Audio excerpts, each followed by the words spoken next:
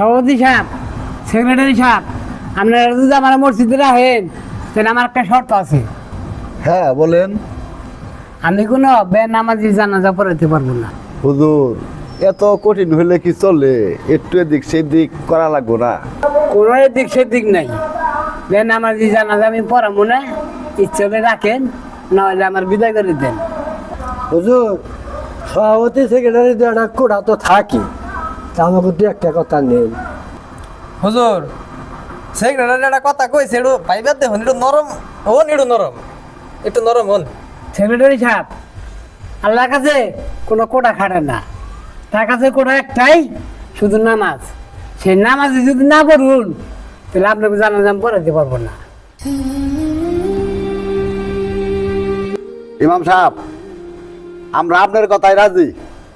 আজকে থেকে আমরা সবাই মিলে মসজিদে নামাজ পড়বো। আপনার কাজ আপনি চালিয়ে যান।